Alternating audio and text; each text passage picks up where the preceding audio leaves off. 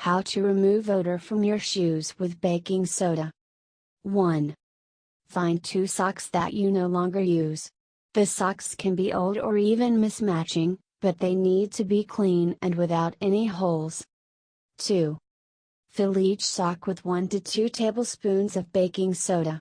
Gently shake the socks to help get the baking soda all the way down to the toe area. 3. Tie the ends of the socks off with a piece of string or ribbon. You can also use a rubber band as well.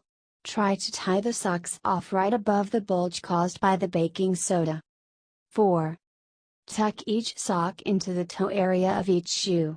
The baking soda will absorb all of those nasty odors from your shoe, but the socks will help keep them clean. You won't have to worry about getting baking soda everywhere. 5. Leave the socks in the shoes overnight. You can also leave them there for much longer, up to 24 or 48 hours. During this time, the baking soda will absorb any bad odors. 6. Take the deodorizers out and wear your shoes. Keep in mind that the baking soda will eventually lose its deodorizing power. This is because it will have absorbed all of the odors in your shoes. You can expect the baking soda to last 1 to 2 months, however. Once the baking soda has lost its deodorizing power, you will need to dump the old baking soda out, and refill the sock with fresh baking soda. Deodorizing flip-flops and sandals.